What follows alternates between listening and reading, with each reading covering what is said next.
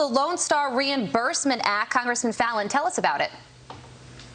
Well, you know, we share in Texas a 1,254-mile border with Mexico. And in March of 2021, Governor Abbott instituted the Lone Star, Operation Lone Star, which was the federal government has abdicated their responsibility to secure the border. So Texas has stepped up. I spent 8 years in the Texas legislature, and where the federal government lacks and lets the Mexican drug cartels run wild, the state of Texas, filled that gap.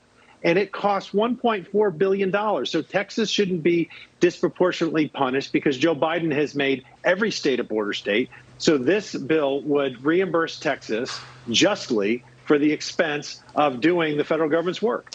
And Congressman Pfluger, this goes to you.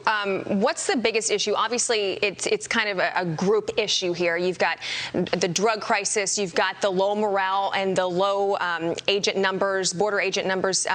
What would the majority of this money go to really help you guys see some relief?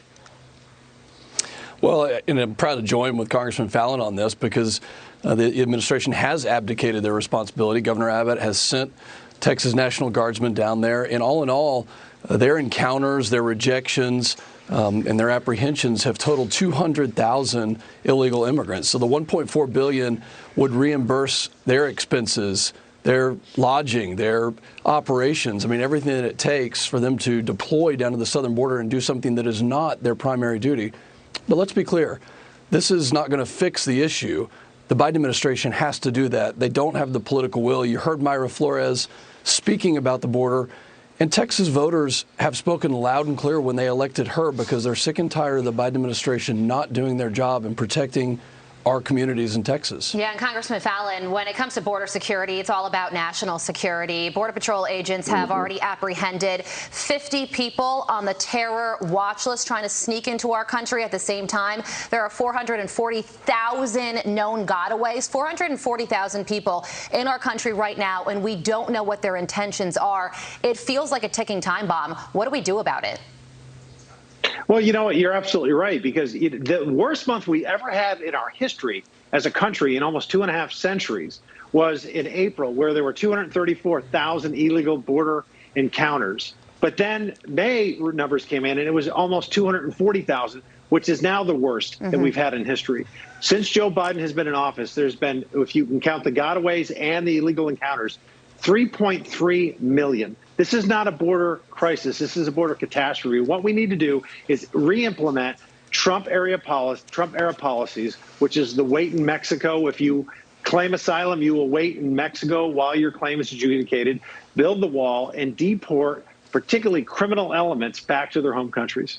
Congressman Pfluger, why do you think it is that the Biden administration completely refuses to secure the border? Because when you have the border czar, Kamala Harris, nowhere in sight, and when she does speak to America and to the people, it's not about the border, and she's supposed to have control over this. What do you think it is? Because it doesn't seem like it's doing them any favors, but it seems like they think it is in some odd way. Well, you're absolutely right. It's not doing anybody any favors. It's making our communities less secure. We had 100,000+ deaths from fentanyl.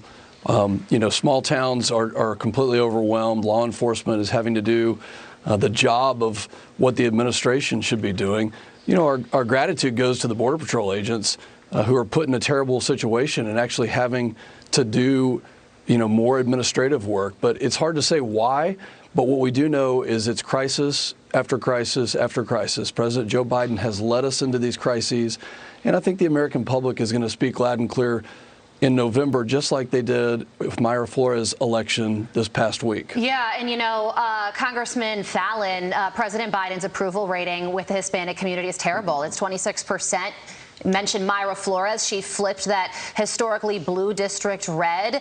And a lot of this does have to do with the border issue. Do you think that Democrats will change their calculus on this once they realize that it's not working with the Hispanic voter? Well, I think they're probably going to do that after the November election because they just keep doubling down on leftist policies that don't work. But I'll tell you something. The people in Texas are tired of it, as my good friend August Pfluger said, down particularly on the border. Yeah.